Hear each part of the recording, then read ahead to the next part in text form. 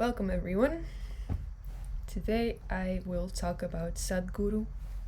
I asked myself what I wanted to talk about or what I should talk about, and this was the first answer that came to mind, so I will. And we'll see what comes out. So, you should all have a picture of Dhyanalinga in your room. I have one. It's a small one that I got when I was doing Linga Seva, so the volunteering in the Dhyanalinga temple. And every morning, when I wake up, I first do Shambhavi, I sing Guru Puja, and then I look at the Dhyanalinga picture for about 2 minutes, and I start receiving energy from it very strongly. At first it was just focusing on the picture, and then when I closed my eyes I could feel things happening, and I could feel that I had connected to this space, to this temple or this lingam, and that things started happening inside of me. And now when I just look at the picture itself and I focus, I already see the energy being transmitted. So it's as if my whole attention is drawn into the thing, and then in exchange energy starts coming off and visually touches me and enters me, and then I start spinning. Or that's what I need to talk about, because it's a fairly new thing. Always when I do Dhyanalinga meditations, things happen inside of me, obviously. And when I was in India itself and I sat in the temple, my mind would just get empty, and it was as if the Dhyanalinga was just plucking everything that I was out until I was an empty vessel. When I got back home and I started doing the meditation just by looking at the picture and sitting, similar things happened, but the focus moved to the energetic aspect of it, and I started feeling big sensations and like very big changes in my energy body, and sometimes they would like physically take place and be very, very strong. And now this week specifically, with all the solar flares and the heightening of energy on planet Earth in general, it has gotten so strong that of the past days, when I sat down and connected to Dhyanalinga and then started meditating, I would just be spinning like this for a full hour. And I could feel energy flowing up from the base of my spine, and then really like very actively it would just spin me in. Sometimes it would change direction. Most of the time it would be clockwise, and then sometimes anti-clockwise. And I spoke to a friend about this, and he said I should try spinning my head the opposite direction, because I don't know exactly why, but that would break open your mind, or open Agna or even higher. And I tried a little bit of this. It was fun. And at one point I felt like my mind space became more etheric because of doing this. But then on the other hand,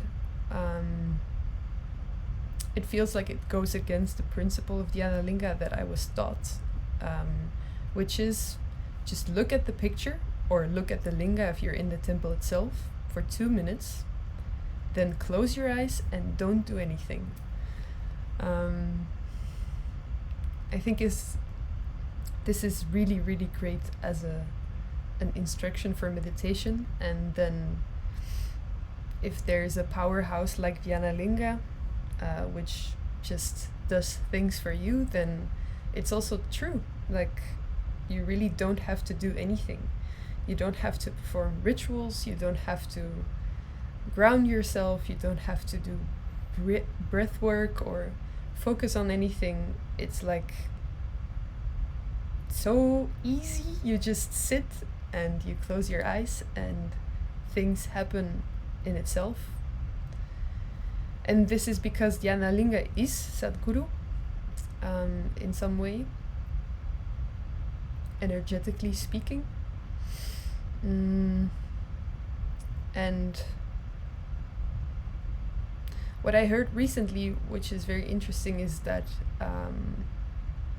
the temple or the linga treats every single person differently. So it has a mind of its own, and every person who walks in will have a completely different experience of what this thing is doing to you, because it directs different energies towards you, or it works on your energy in a different way. And I think the more you open up to it and the more you tune to it and the more regularly you spend attention on Dhyanalinga, the more you can feel that it penetrates you and that it is an active force that does things in your energy body and your mind and emotion.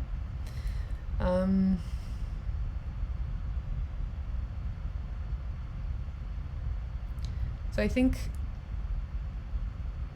Sadhguru as a person in a physical body,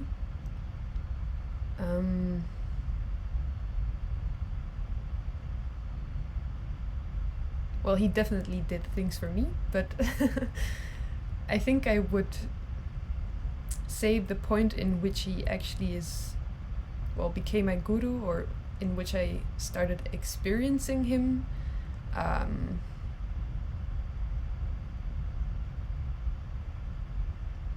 no, it's not true. I experienced that guru as something beyond his physical presence and his persona before Dhyanalinga, but because of Dhyanalinga, it's just so clear that he is something else than, or he's just transmitting something very, very, very large and unfathomable.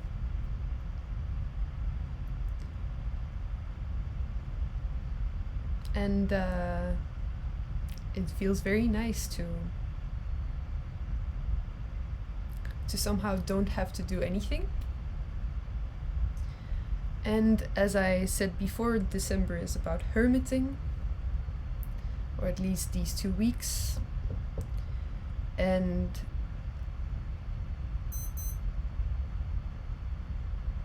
there's nothing to push or no action to take for me, I feel, at this point.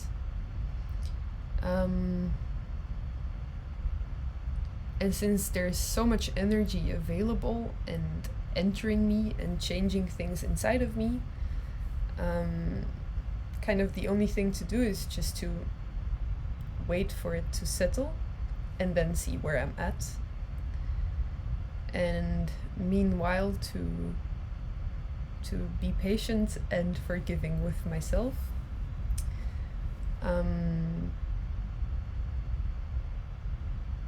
And to be patient and forgiving with everyone around me. And what do I mean by forgiving? Well,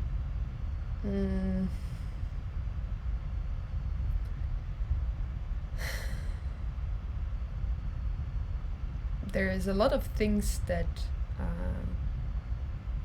we want to achieve. Also spiritually, there's somehow goals, like levels of perception you want to reach, or even just attaining enlightenment or self-realization, to be in specific spaces or to serve others in a specific way. Like, there could be a multiplicity of things that you want to achieve, even on this spiritual game. Mm, and it's not a bad thing, and I don't think it's not spiritual. But the pitfall comes, at least in my experience, or for me, when we start pushing towards these things, when we're not ready. Or I know that sometimes I can see the goal, or I can see what is coming next, and then I want to be there. And I also understand that there's a specific path to get there, or at least there's an outline of which I have understanding. And then I just start taking all the actions and kind of like pushing myself into the work to get there. And it works half of the time, or it does half of the work, let's say it that way. And the other half is about meeting your own internal resistance to what it is that you're doing and where it is you're trying to get. And sometimes that's very painful, or I acknowledge for myself that sometimes that is actually the more important part, and that it's way more powerful to do it the other way around, which is to meet all the things that you resist and forgive and be compassionate and open your heart to them, so that you don't resist them anymore, and that this will put things into movement by themselves towards your goals, or things you want to achieve, or the place you want to be. And then the biggest, or the last goal, or the ultimate, is just that you don't resist anything at all. Not within yourself, and not on the outside world.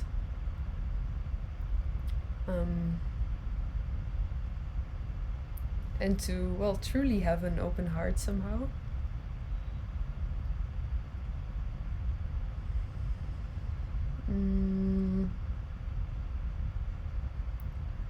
So that is just what I'm doing now.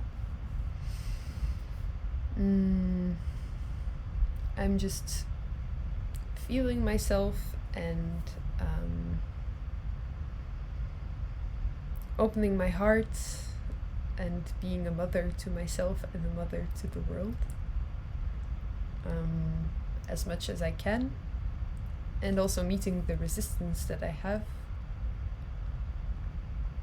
and being forgiving and compassionate with that as well, and just allowing it to be there and see it for what it is.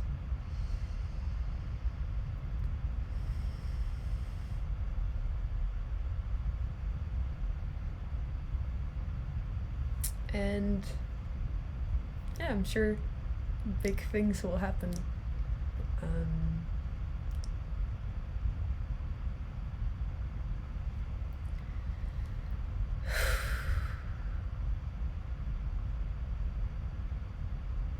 So I invite all of you to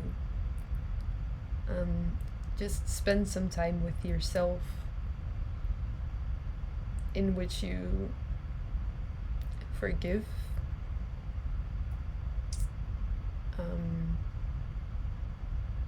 and thank yourself for where you are, and be with your resistance, and to even love your own resistance to things, and to understand that there is no need to progress or do anything, and that everything comes by itself if you allow it to come,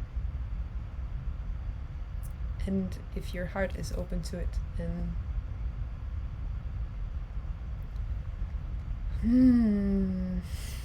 I have resistance to that thought.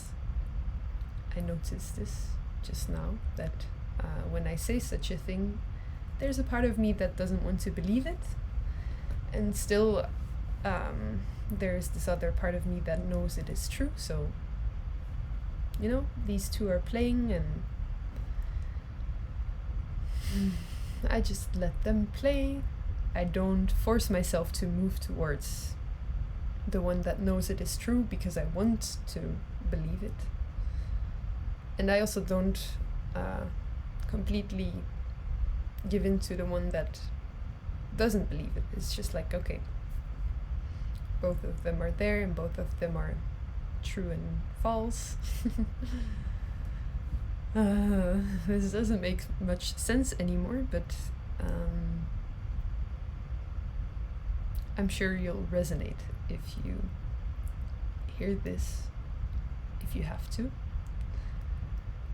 And I send you a lot of love today and tomorrow and on the full moon. And I'm very excited to see what will happen. And I'm excited to be here, and I forgive my past.